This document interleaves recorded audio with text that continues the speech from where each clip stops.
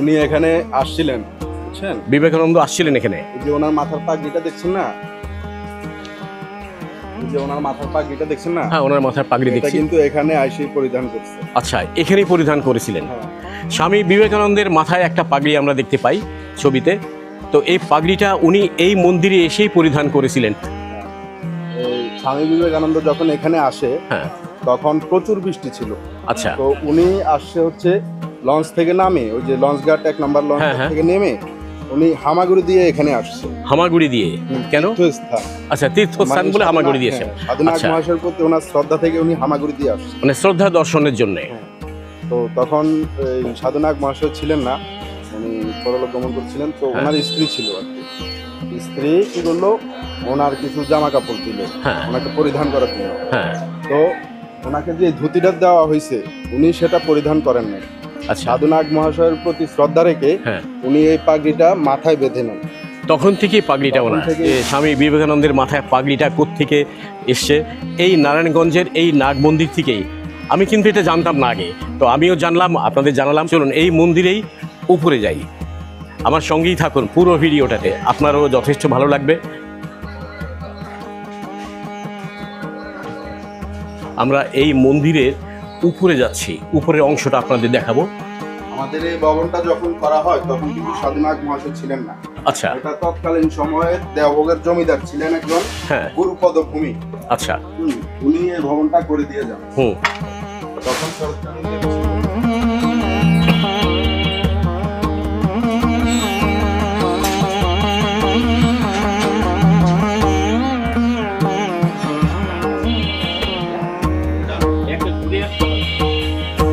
এই মন্দিরের ওপরে উঠেছি আমি, কিছু অংশ আপনাদের দেখাচ্ছি। চমৎকার, দেখার মতন। দ্য রিয়েল বিউটি দেখার জন্য আপনাকে নিজে আসতে হবে। বাংলাদেশে হিন্দু সম্প্রদায় ভালো আছে, যদি আপনার বিশ্বাস না হয় আপনি নিজে এসেও দেখতে পারেন। আমরা এই মন্দিরের দোতলায় উঠেছি, এখন এর ভিতরে অংশে যাব, আপনাদের দেখাবো। আমার সঙ্গেই থাকেন, দেখে নেব যে ভিতরে কি আছে। এটা কার শয়নকক্ষ? সাধুনাগ মহাশয় এবং সাধুনাগ মহাশয়।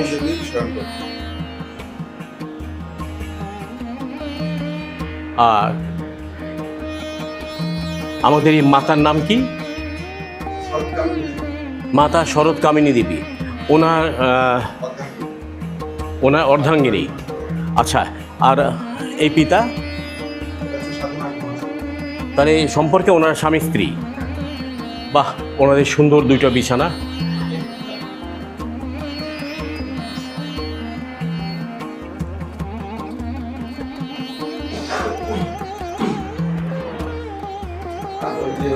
আমার মনে হয় যে আপনি খুব ভালোভাবে বুঝতে পারছেন যে আমি আপনাদের আজকে কোথায় নিয়ে এসেছি। পুরো ভিডিওটাতে আমার সঙ্গে থাকুন, আপনি যথেষ্ট ইনফরমেশান এবং ভালো তথ্য আপনি এখান থেকে পেয়ে যাবেন।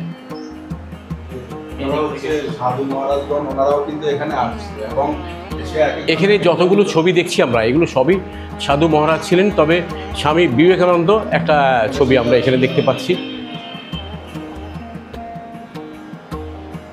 স্বামী বিবেকানন্দের উপরে বেশ ভালো ইনফরমেশন এখানে আছে। আমরা একটু এখানে যাই, একটা পালকি দেখতে পাচ্ছি।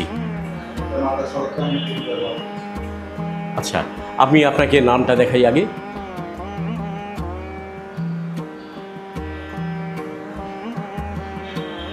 আমার তো জীবনে কখনো পালকিতে ওঠা হয়নি, তবে এই মাতা উনি কিন্তু পালকিতে উঠেছিলেন। তো সেই পালকিটা দেখেই ভিতরে একটু নিজেকে নিজে আনন্দ বা তৃপ্তি পাচ্ছি যে আমাদের একজন মাতা এখানে, তো উনি এই পালকিতে উঠেছিলেন। সেই পালকিটাই আপনাকে দেখাচ্ছি। এই পালকিটাতে উনি উঠতেন আগে।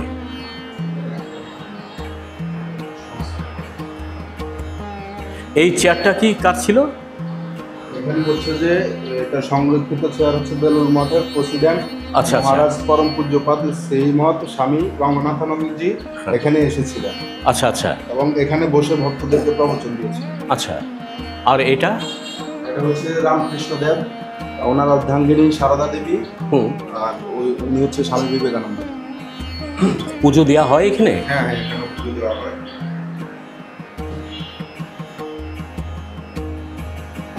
আমার মনে হয় যে আপনার যথেষ্ট কিছু দেখা হয়ে গেছে, আরও অনেক কিছু আছে। পুরো ভিডিওতে আমার সঙ্গেই থাকেন। সমাধি মন্দির আছে বাইরে সব। বাইরে কিন্তু সমাধি মন্দির আছে, আপনি কিন্তু আমাকে ছেড়ে যাবেন না। বাইরে সমাধি মন্দির আছে, ওটাতেও আপনাকে নিয়ে যাব। আমার সঙ্গেই থাকেন, 1 মিনিটের জন্য আপনি ছেড়ে যাবেন না, তাহলে কিন্তু আপনি অনেক কিছুই মিস করবেন। চলুন আমরা একটা সমাধি মন্দিরে যাই। এই ভিডিওটা একটু বড় হয়ে যাওয়াতে আমি এখানে শেষ করতে চাচ্ছি। তো এইটারই আরেকটা অংশ হিসাবে একটা সমাধি মন্দির আছে, ওখানে যাব এখন। তো আমার সঙ্গেই থাকুন, ভালো থাকুন, সুস্থ থাকুন, দেখা হবে সমাধি মন্দিরে।